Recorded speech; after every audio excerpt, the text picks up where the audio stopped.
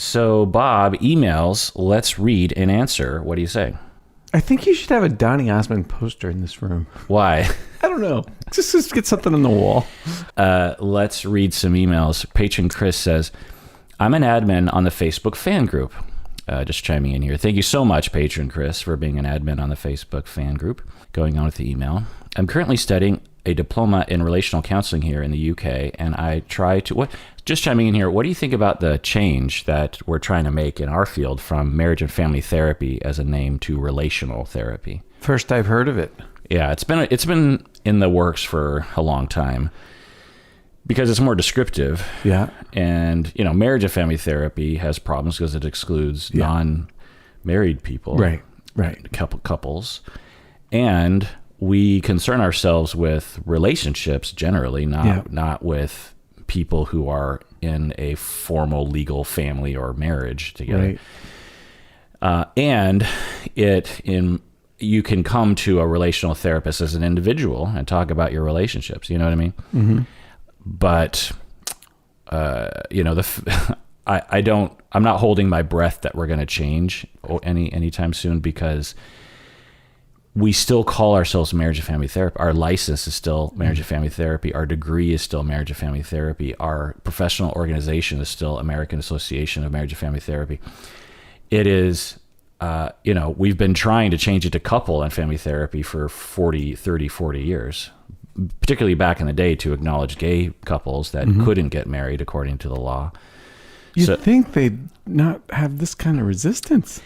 In academia, which is what this is essentially, because you have to appeal mainly to academia, and then they're the people who go to the state and change all these things, Right. It is such a snail's pace. Just as an example, people would quit sometimes, right? Like you'd have a dean that would quit.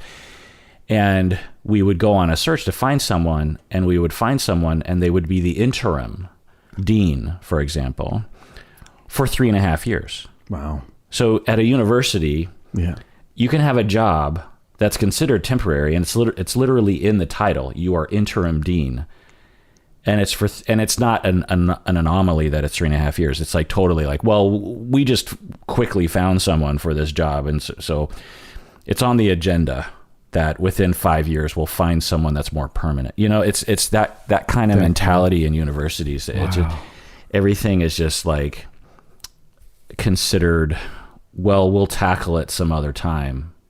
And we come from a long line of history, right? It's not like Silicon Valley where someone just says, I'm going to create an app and disrupt blah, blah, blah. Everyone has to agree. There have to be meetings and discussions and, quorums and articles and research. It just takes forever. Anyway, so I'm currently studying a diploma in relational counseling here in the UK, and I try to embody what you espouse. I had a bit of a question based on a question to another pod called the Jordan Harbinger Show. Someone wrote to them as a mental health practitioner trying to date in a rural area. She was worried that she could be seen by her clients as a bisexual person. It could cause a rupture with a client, as people might have different viewpoints on sexuality. This doesn't appear to have a guideline from the authorities, at least in the US or the UK. I believe that therapists have a right to live their own lives, but what is your feeling about this level of public discourse or public disclosure, especially for those in a small area where the likelihood of being seen is much higher? Bob, what do you think? There's no getting out of it. You're going to be seen. My old supervisor, David Taylor, used to live on Bainbridge Island. It's an island population about 10,000 people, and it's an island. So, it's insular.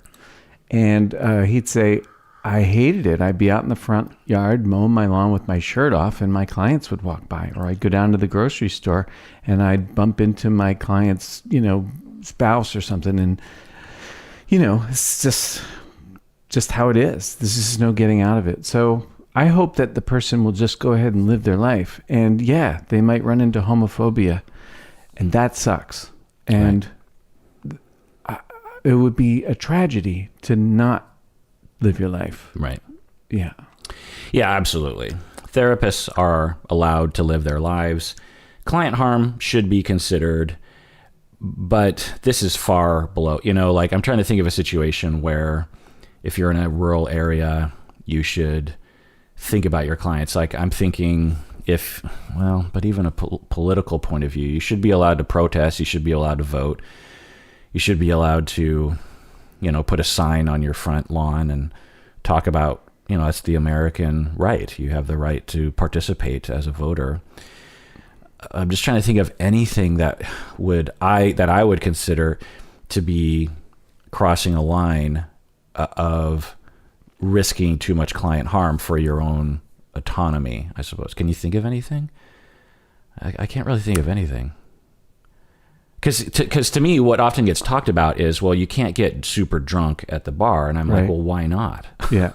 Like, it's not necessarily a healthy thing for you to do, but I remember hearing that in graduate school. They were talking about how they gave a vignette and they said, so someone got really drunk, a therapist, and was visibly intoxicated at the bar or something. Is that ethical or unethical? And I'm like, it's not unethical because they're off the clock. And if a client happens to see them, I suppose that's a bummer. I think the vignette wasn't even that severe. It was something like just drinking in public or something. And people, the consensus was it was unethical in the class, of course. But of course, classes, as I will sometimes say, I've learned over time that I'm just going to say anecdotally, at least half of what you learn in ethics class is not right. That's depressing. Because anyone can be an ethics teacher, like you take it from me, like as a program director, right. Ethics classes aren't usually classes that people are dying to teach. And so you're usually scraping the bottom of the bucket for anyone to teach those classes. Not always, of course, but sometimes. And usually they're just from your regular professor pool. Yeah. Sandra Lippincott, that was ours. But to become an ethics expert, to know things about ethics in our field and legality in our field, it is a very specialized set of experiences, meaning you have to be an expert witness in court. Most ethics teachers do not go to court because they're a therapist and they teach, it's just one of the classes that they teach. Right. They're rarely called into court because that's when you start to really experience, that's how ethics are adjudicated. Mm-hmm. Not only court, but, state boards. Right. And the people that do know this stuff, of course, are lawyers who specialize in these kinds of proceedings. And when I talk to them, they tell me very different things than ethics teachers will tell me. Wow. Yeah. And so, anyway, so clients should be able to date. They should be able to go on Tinder, therapists and clients, but therapists we're talking about should be able to date. They should be able to go on Tinder. They should be able to get tipsy on date night. They should be able to dress how they want, vote how they want, as long as it's legal. Protest and march, join a sex club, wear a bikini at the beach. These are things that I know clinicians, I'm using these examples because I actually know therapists that will do this. And Seattle's not that big, you can run into people pretty easily in this town.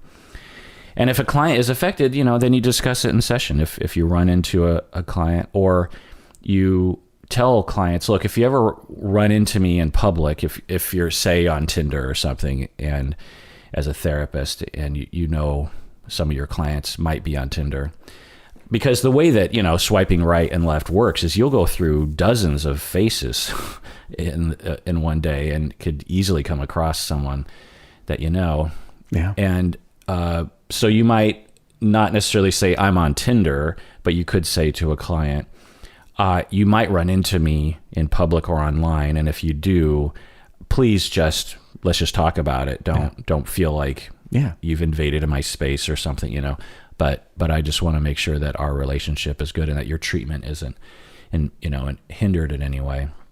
Therapy can be enhanced by such a contact. Right.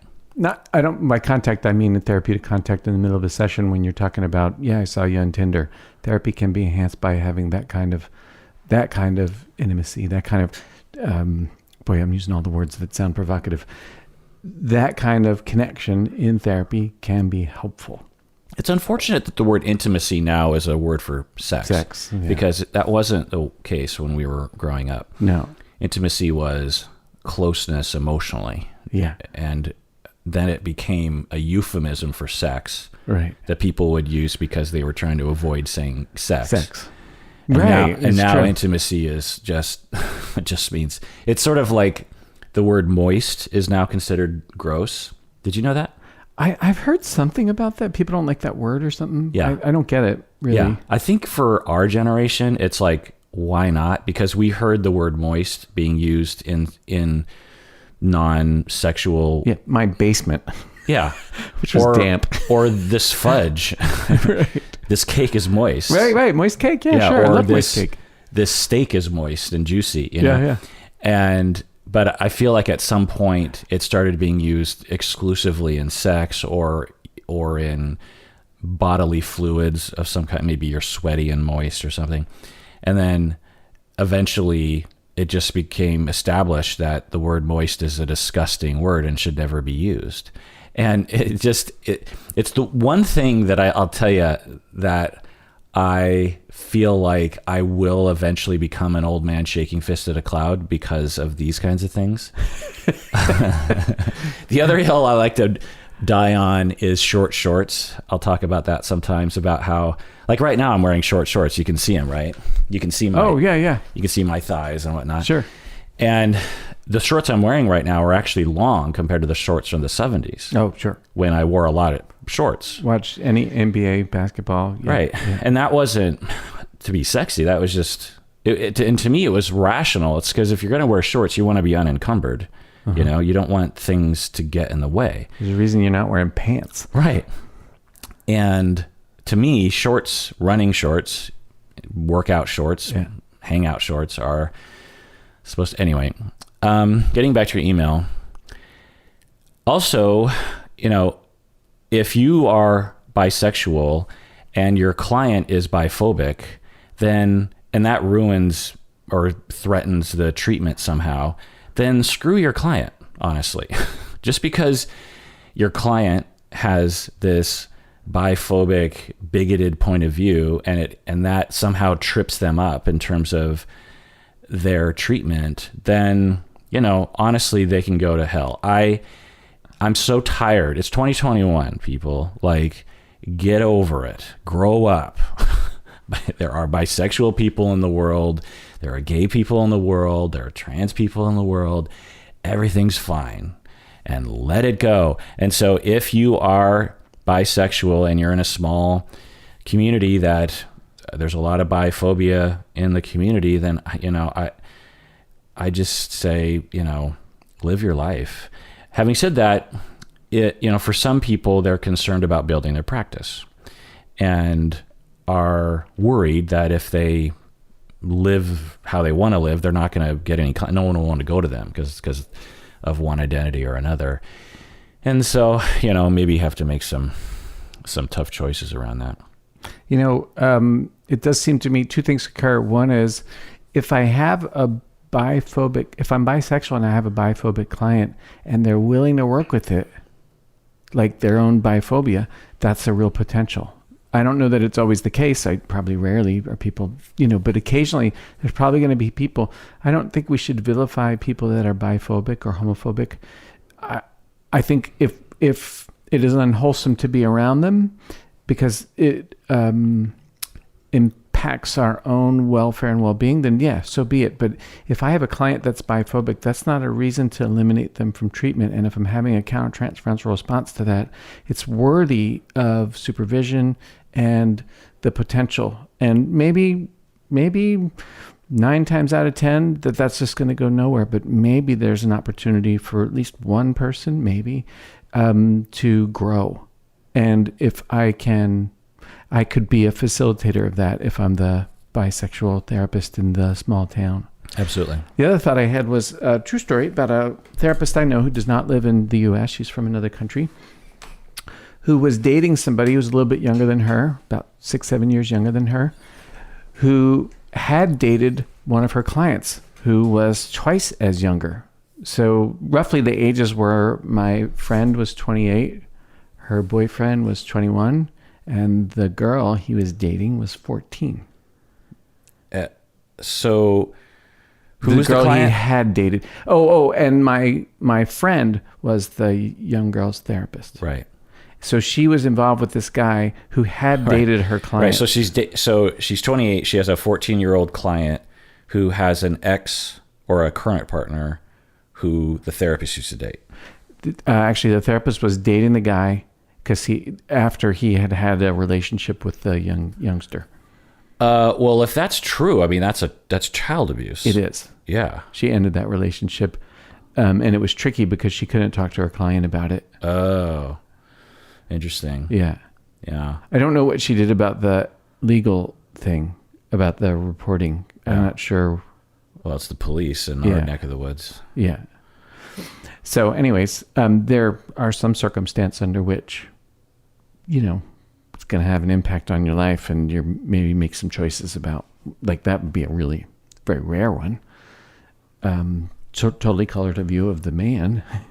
She didn't know that he had been... How'd she find out?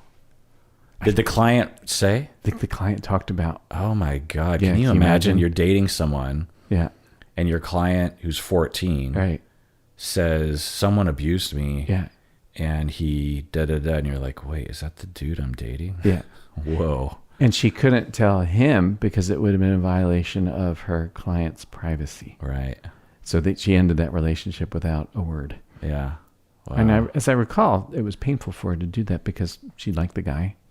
It also, flipped a switch inside her about, that you're not who I thought you were. Right. Yeah. So. Well, that's interesting. Trippy. Up at your patron, Lindy from Indiana says, in treating clients that have the same issues you're dealing with in your own life, do you ever find yourself realizing that you might be in the wrong about something? Does this help with gaining perspective? Bob, what do you think? Yes, it's one of the best things about being a therapist. My old David Taylor, apparently it's David Taylor Day, he used to say to me, I said, David, maybe I'm a half step ahead of, maybe I'm 2 steps behind this client. And he's like, I know, Bob. That's what's great about being in private practice is this is what's going to happen to you.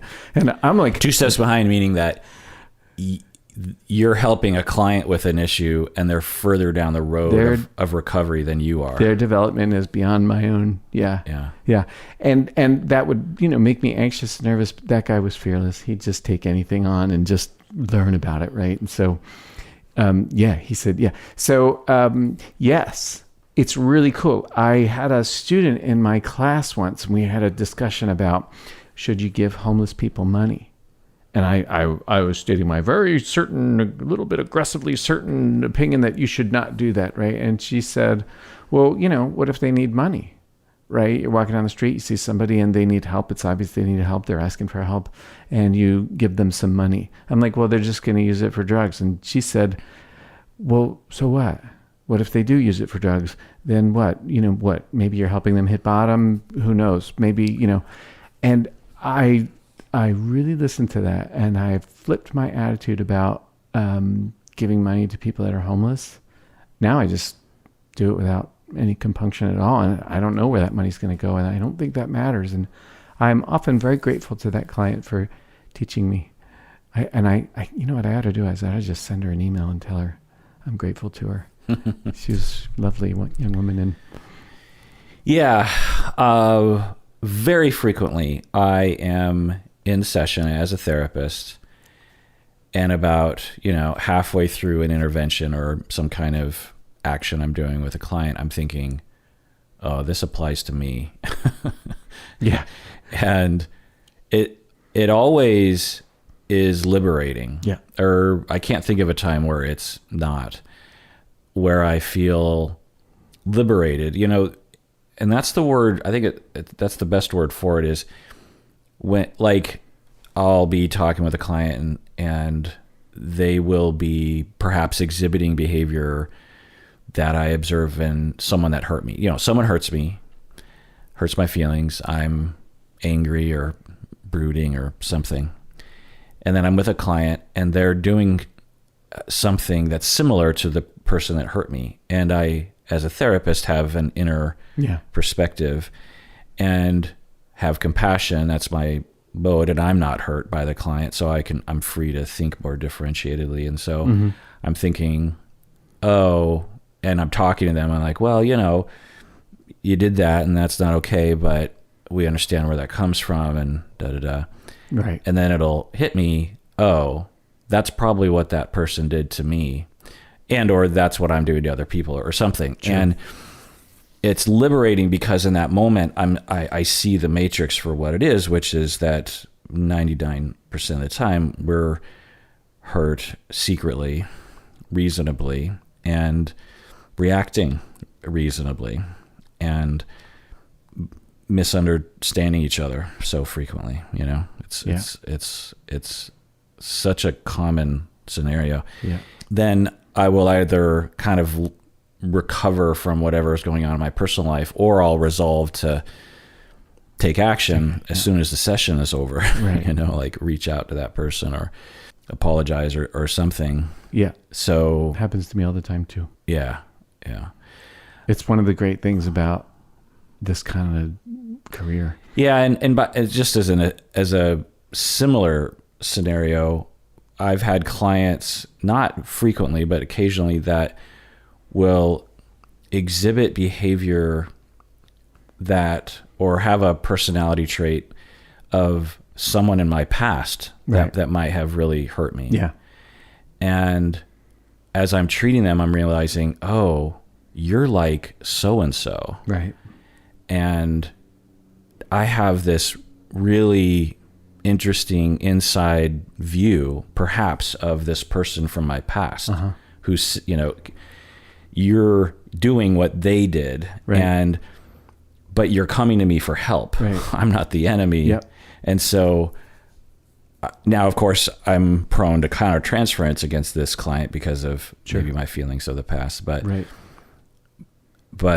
it's and that's happened a number of times too, where I've had what I think to be the opportunity to really, just imagine, all y'all out there listening, think about that person from your past. Maybe it's a family member, maybe it's an ex-partner who really just hurt you, and you are at least somewhat, if not very, confused and boggled by who they were and what they did and why, and why did things happen that way? And you just never resolve that because you just never get the opportunity to really unpack that with your former partner, or your family member, or your boss, or whatever it was. And then someone comes into your office who seems to be a close facsimile of that person, at least in this personality trait or behavior.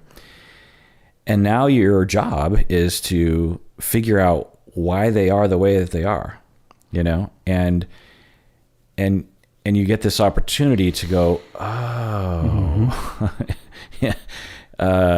And every time that this has happened to me, I have learned or confirmed that all this stuff comes from pain,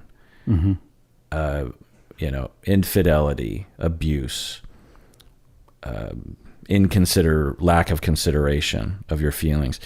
It all comes from pain. People are in pain and they're suffering, and then they will cheat, or they will hurt your feelings, or they will say something that was hurtful, or literally abuse you. And it doesn't justify it, but it's brought me, and because sometimes people will ask me, they'll say, like, I don't understand why you believe that humans are good, because in my experience, not everyone is good, and the average person doesn't really operate from altruism, Well, yeah. What? Well, I don't know if the average person doesn't operate from altruism.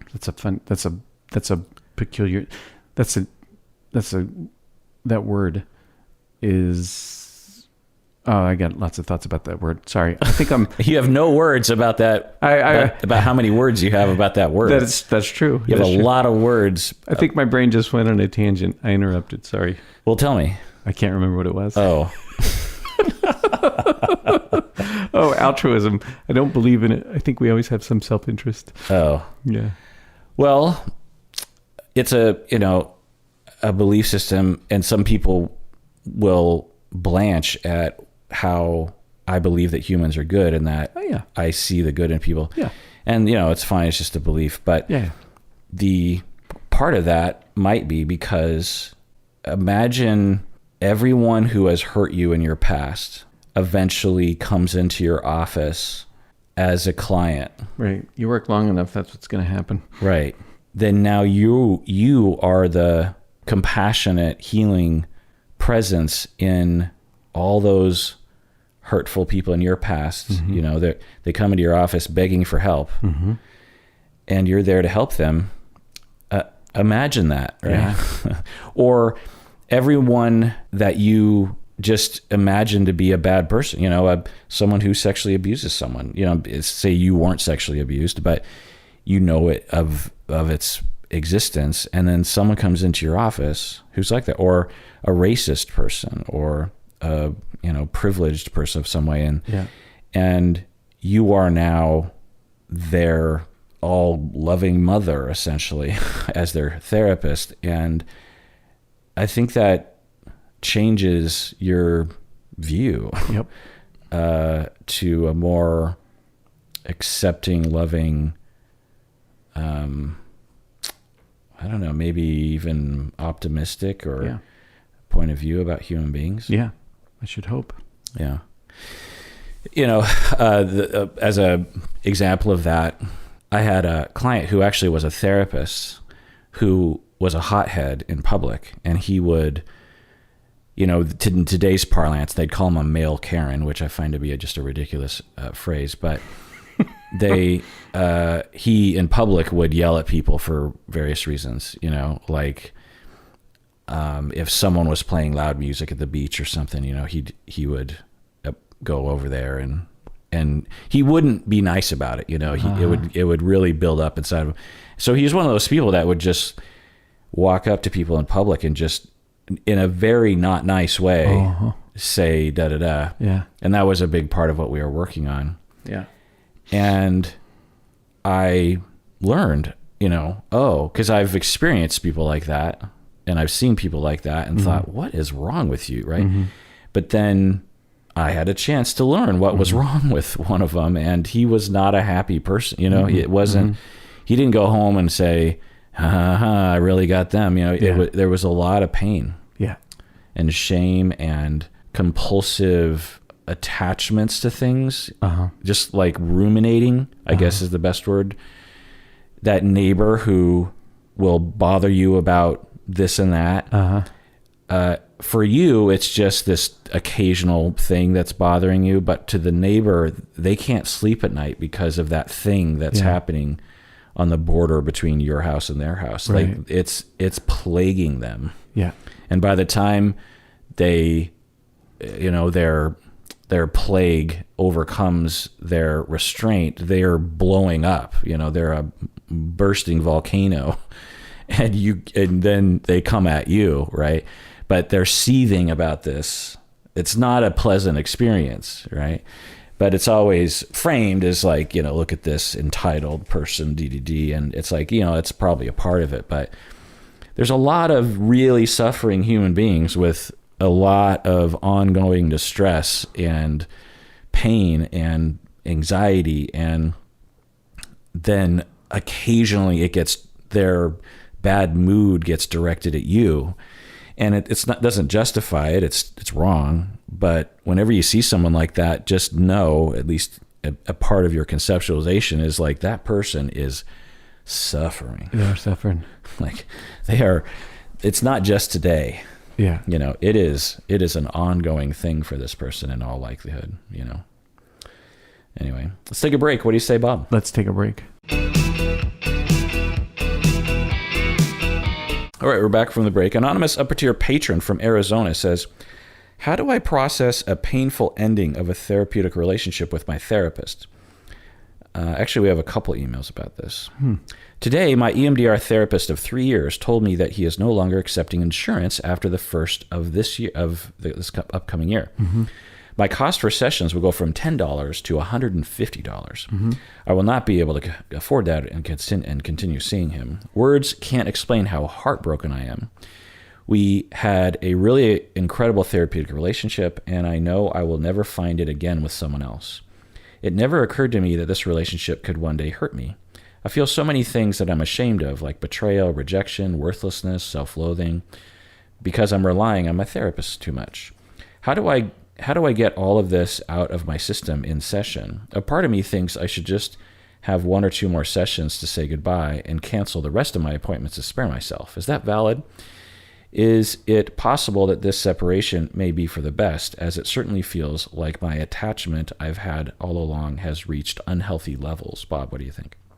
I think you should read this email to your therapist when you see him next. And I would caution you about precipitously dropping out of therapy. You're not saying anything that says to me that you have any kind of weird attachment stuff. Actually, what it sounds like is you and your therapist have done really good work together. And as a result of your good efforts with one another, you've developed a connection and closeness, and you have an opportunity to work with what it's like to say goodbye to somebody who's important to you. It's unfortunate that this is the case. It's also, therapists have limits. And so this is that person's, that one of their limits is around this shift. And there's no getting out of grief. So don't get out of it. Right. Exactly. The main thing you're experiencing is grief, and it might take a lifetime, and you could do that with another therapist.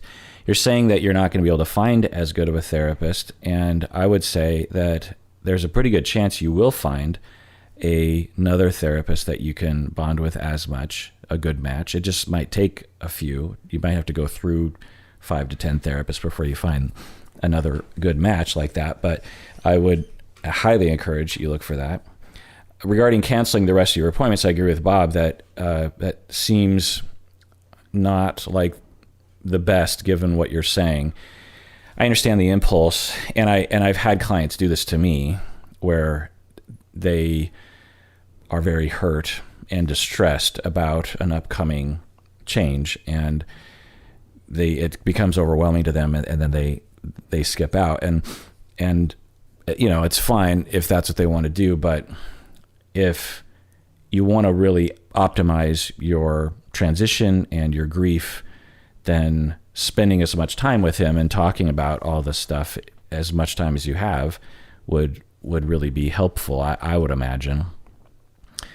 But yeah, it's not unhealthy to be attached. That's the point. And that voice that it's inside of you that's shaming you for being attached to this therapist and being hurt by, the ending of the relationship is an internalization of someone else. Someone else in your past told you that you were ridiculous or wrong or clingy or needy or too dependent or something, and that voice is shaming you right now, and that voice needs to be put in its place, because it's abusive to you. It's ridiculous. Humans are dependent. You got attached to a therapist. That's good. That means you worked hard and opened up and trusted him, and he proved himself to be a trustworthy person. You did everything you're supposed to do, because that's how you healed. It was 3 years of healing instead of 30 years, which is what you were hoping for, which I get. But that was 3 years of healing, and that's great, and it hurts. And that's just, that's life. And it's a sucky part of life, but it's a part of life, and you're experiencing it. And no pain, no gain. And if you're going to risk love and connection, then you're inviting grief into your life. Like having, this is what it's like when I get a new dog or a cat. It's like, I've had so many dogs and cats die in my lifetime that when I get a new dog, I'm like, when is this dog going to die? And I'm going to be crying. It's just a matter of time. I'm probably going to outlive, even as a puppy, I'm thinking, well, this dog will live 10, 15 years. But all I can think about is, well, not all, but, occasionally all I can think about is, this is going to be painful. Does that mean I don't get another dog? No. It means that life sucks. But life is wonderful. Life is wonderful, and life has connection and love. And there's a yin and a yang, and the pain will come, and you invited dependency and closeness into your life, and here comes the pain, which is it's just a part of the thing. And what a wonderful opportunity to experience the pain of losing someone. It's much better than being alone. It's much better than avoiding the whole thing. Rudy from Rhode Island says, I've been working with my therapist for over a year now. I'm really connected with her, and we've been able to do a lot of great work together. She recently dropped a bomb on me saying that she will be leaving the insurance panels and that I will have to start paying full price for sessions. The only reason I've been able to see her as long as I have is because my insurance covers a huge portion of my sessions. I may not be able to continue seeing her since I won't be able to afford the full price of the sessions. I feel somewhat abandoned by her. What would be the reason for a therapist to leave the insurance panel so that I can understand her choice a little better? Bob, what do you think? The insurance company doesn't pay them what they want to make. Right. That's the reason. Yeah. For both these folks, probably you already thought about it, but it's reasonable to check into what your out-of-network benefit is and what your deductible looks like and what the percentage of coverage you can get. Just ask your therapist what billing code they use, because the insurance companies are pretty squirrely about that and don't want to. They don't want to tell you the reimbursement rate for individual therapy. You actually have to tell them the billing code, but they won't tell you what the billing code is. So get your therapist to tell you what the billing code is that they're using, and then ask the insurance company what's the out-of-network reimbursement rate for this, and you can get a good sense of how much out-of-pocket you're looking at. Some insurances are actually will give you quite a bit back. I'm not on any insurance panels. I got a divorce from all of them for this same reason. And I still get the evidence of benefits letters from the insurance companies when my clients submit for reimbursement, and some of them get a nice chunk of dough back. How long ago did you divorce from insurance panels? I did it gradually over about a 3-year period, but I got my last divorce probably about 10 years ago. Oh, really? Yeah. Yeah. For me, in the beginning of my career, welcomed insurance paneling. Yeah. Because I needed the clients and, people who are coming. So people outside the States might not understand what we're talking about, but the way that it works is that in the United States is that everyone has different insurance. Like in the city of Seattle, you'll have, 25 different insurance companies that are insuring the health insurance for people. There's probably 5 to 10 major players, but the client will come to us and say, I would like to see you. And let's say I charge $150 per session, but especially in the beginning of my career, clients would they'd be like, I can't afford $150 an hour. Or they would say, I could only afford 3 sessions, like once a month or something. And it's like, that kind of sucks for everybody. It sucks for the client. It sucks for us. Whereas if you're on an insurance panel, they will contract with you to lower your price. And so they have a ceiling to how much you can charge.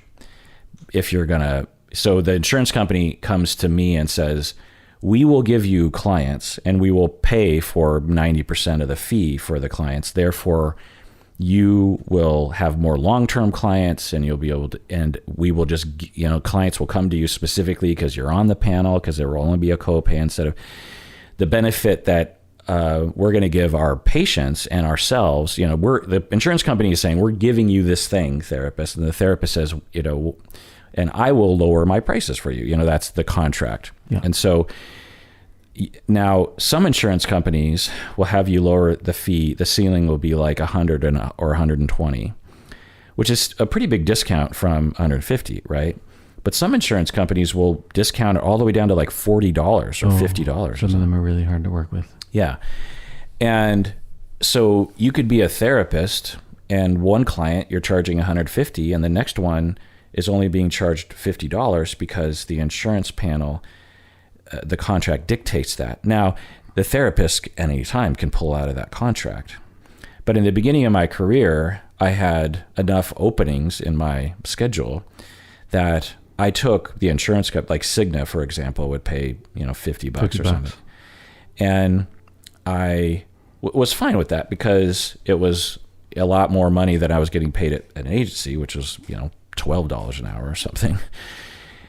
And so overall, it worked out. I had some paying, I think my fee back then was $120, and then some insurances were paying like $110, and some insurances were paying $50, and it all kind of averaged out. And to some extent, I thought, well, I shouldn't exclude people with Cigna just because their insurance is bad. Those people need help too. I kind of felt it that way. And then I'd have some clients that I would charge on a sliding fee scale because they didn't have insurance, or their insurance didn't cover mental health coverage, or so there's this wide, as a private practitioner, you'll have this wide variety of prices that it just depends. And then it's a pain in the butt as a therapist because you have to learn every different insurance company's way of sending in claims.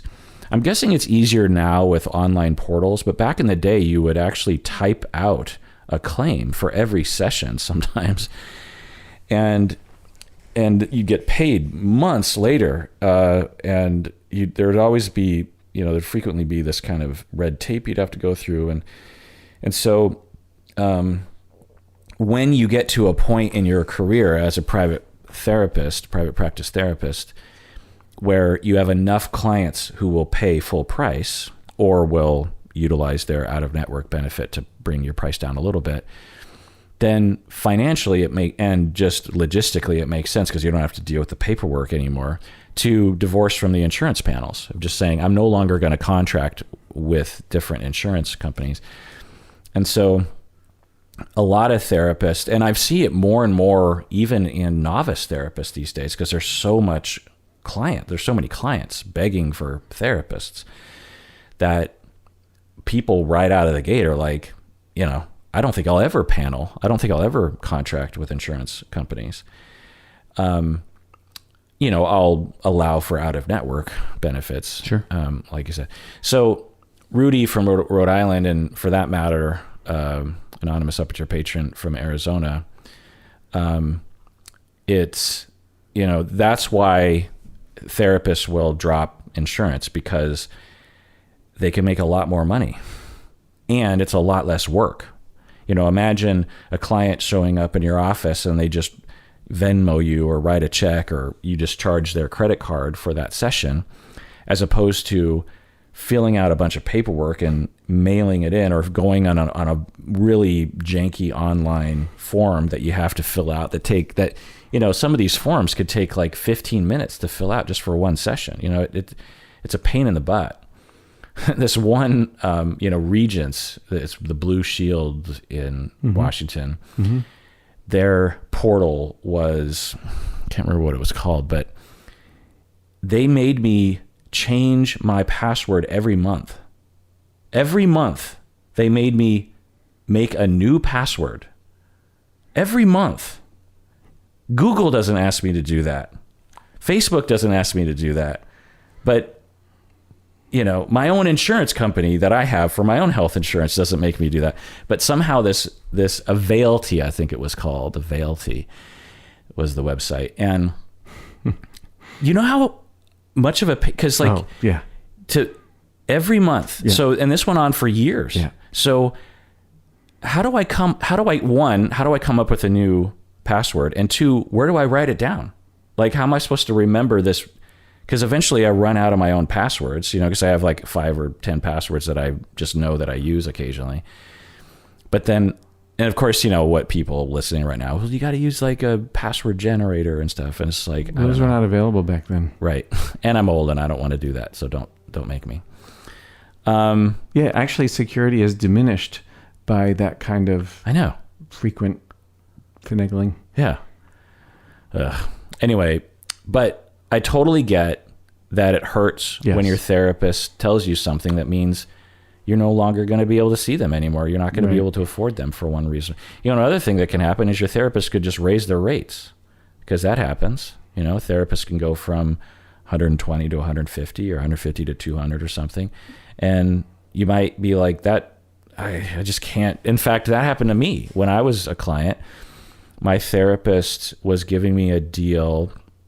I can't remember exact numbers, but I think it was like, you know, and I'm a graduate student who is slipping further and further into debt. Oh yeah. And I didn't have insurance to pay for mental. I had insurance, but I didn't have insurance that would pay for mental health That was sessions. back in the day when that was optional. Right. Yeah. And I think he was charging me at $75 a session or something like that. And so I was seeing him four times every week. Yeah. So that works out, you know, to be at $300 a month, which was not a little amount of money, you know, when my rent was like $900 a month or something like $700 a month for rent or something. It's just like, that's a huge amount of money, you know, for a 23-year-old struggling, you know, human. Right. And he raised his rates to, or he came to me and he said, if you want me to, I can't remember what it was, but somehow it was going to become more expensive. Sure. And I came to him and I said, I was already strapped. Like I can't swing that. Sure. You know, I can't do that. Is there something else that we can do? You know, and I understood where he was coming from, but I was, you know, it was distressing for me. Right.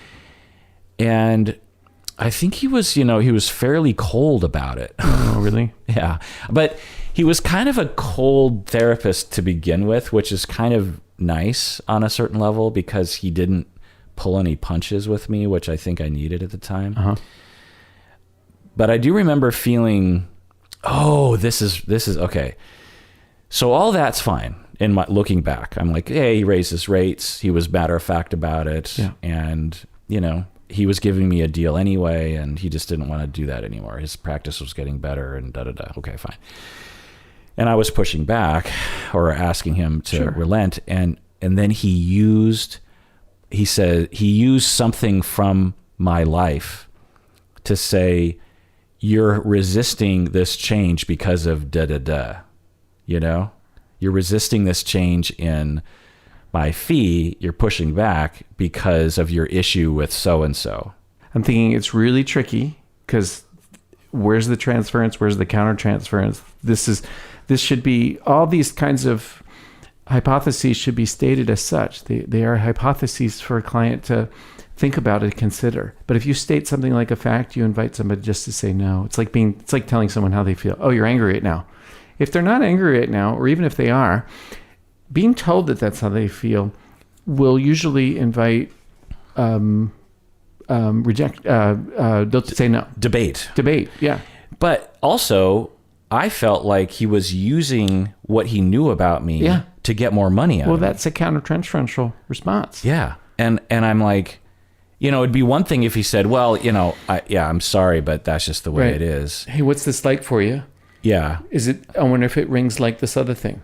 But he got desperate and like, you know, dug through my dirty laundry. That's leverage. And pulled something out and said, that's sloppy. And I'm like, and I remember being so hurt by that. Right. And it really destroyed my trust in him. And I think I terminated like soon after that. I look back and I still appreciate what he did. He was a very formative, you know, of the therapists I've worked with. He was I still think that was 25 years ago. I think about sessions that I've had with him. Right. And I'm not anything like him as a therapist. Well, maybe I am a little bit, but anyway, but at the same time, like the way it terminated, I felt, but in the vein of what we often talk about, Bob, is I didn't give it a chance. I didn't go to him and say, I mean, I think maybe I did a little bit, but you know, maybe that would have been good for my own growth, would be to really go to him and say, look, that really hurt me and I'm really angry at you. Yeah. I didn't do that. I just terminated. Well, but it was I was kind of ready to take a break anyway, I think at that point, but anyway. I think I often say to people, oh, that's worthy of talking to your therapist about, but I hope I don't indicate that I think it's easy to do it. It isn't. Right. Yeah. Up at your Patreon, Michelle from North Hills says, hi, Kirk and Bob. Is it a normal phenomenon to have moments of WTF Suddenly, when you remember your partner or close friend is just a random person you become extremely close to. When I have these moments, sometimes it feels similar to derealization, end of email. Do you know what Michelle is talking about? Yeah, I think it happens to me all the time. Can you describe what that feels like? It's like this sort of recognition that the cosmic tumblers of the universe have clicked into place and things have unfolded in such a way that, in this case, let's say you're in my life. Like, what path? You're from Issaquah, I'm from Philadelphia, right? I got here almost on a whim, not quite, but almost on a whim. And then went to, I think about you and me. I think I went to grad school that fall. I had thought about grad school before, and I thought about leaving the state actually to go to graduate school, and tried to do that and didn't. And at first was crushed by that, and well, crushed, that's a bit strong, but disappointed. And then I ended up at school with you, and you and me, we've been friends like this since. And sometimes I'll be like, wow, that's a hell of a thing right there. Yeah. The other thing is like, well, your life is going to be peopled by somebody, because you have experiences out there in the world, and some people you're drawn to and some people you're not. And so you become friends with this person or that person, but not that or the other. And so somebody was going to be my best friend. Yeah. But it was you. So yeah, I can relate to that. Yeah. On some level it's like, well, yeah, of course. But then when you really think about it, in the same way that when I think about how the universe is infinite. Yeah. And there's nothing outside the universe, Yeah. Like, because my tiny animal brain can't conceive of something that's truly infinite. Yeah. That doesn't have an outside to it. And when the Big Bang happened, it's this, everything comes down to this infinitely small point, all the matter in the universe and energy. That's trippy. But what's outside of the Big Bang? What does the Big Bang go into? Well, it doesn't go in anything, because time and space is what it is. Like it is time, it is space. All of space, all of the geometry of the universe was in a small point. There was nothing inside or outside of that thing. Anyway, I'm like, it just doesn't equate. And sometimes I have a similar feeling, not as frequent, about, the cosmic tumblers, as you say, that align for example, you and I, to me, for me and my wife to have met, actually. Right. That's sometimes you think about that stuff, you're just like, whoa.